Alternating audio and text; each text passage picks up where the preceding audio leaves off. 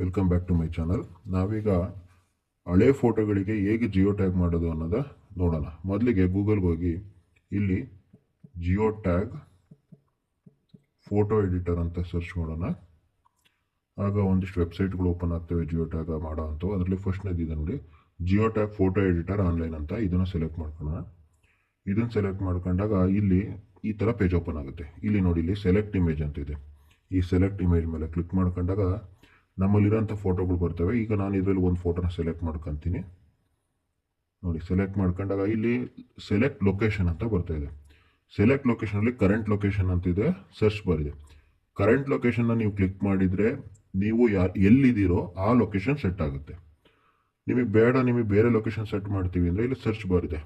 ಇಲ್ಲಿ ನಿಮ್ಗೆ ಬೇಕಾದ ಪ್ಲೇಸ್ನ ಹಾಕ್ಕೊಂಡು ನೀವು ಸರ್ಚ್ ಮಾಡಿ ಆ ಲೊಕೇಶನ್ ಸೆಟ್ ಮಾಡಿ. ನಾವು ಇದನ್ನು ನೋಡಿ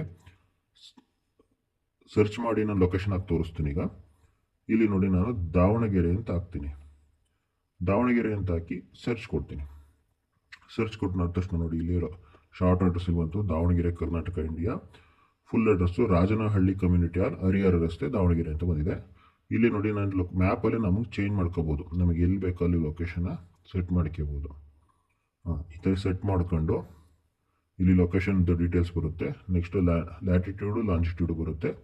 ನೆಕ್ಸ್ಟ್ ಡೇಟ್ ಆ್ಯಂಡ್ ಟೈಮ್ ಬರುತ್ತೆ. ಈ ಡೇಟ್ ಆ್ಯಂಡ್ ಟೈಮ್ನ ನಮಗೆ ಬದಲಾಯಿಸ್ಬೋದು. ನೋಡಿ, ಈಗ ನಾವು ನೋಡಿ ಡೇಟು ಬದಲಾಯಿಸ್ಬೋದು, ಮಂತನ್ನು ಬದಲಾಯಿಸ್ಬೋದು, ಇಯರ್ನ ಬದಲಾಯಿಸ್ಬೋದು.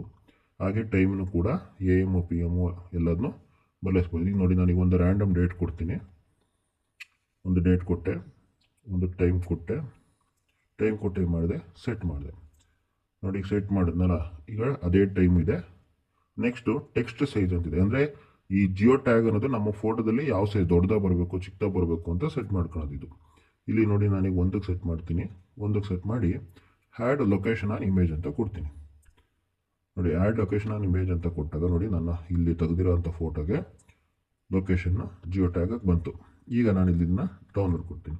ನಾನು ಆಲ್ರೆಡಿ ಡೌನ್ಲೋಡ್ ಮಾಡಿರೋದ್ರಿಂದ ಡೌನ್ಲೋಡ್ ಅಗೇನ್ ಅಂತ ಬರ್ತಾಯಿದೆ.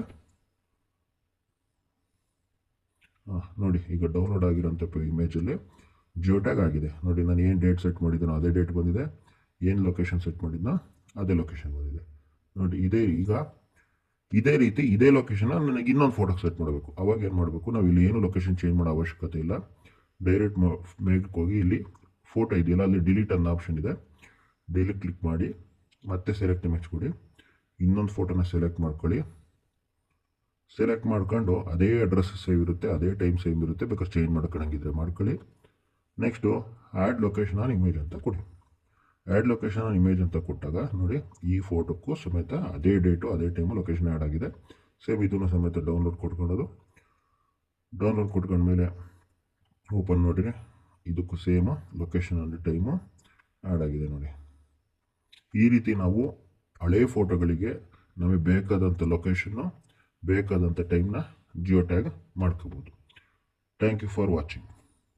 For more information like this, please like and subscribe. Thank you.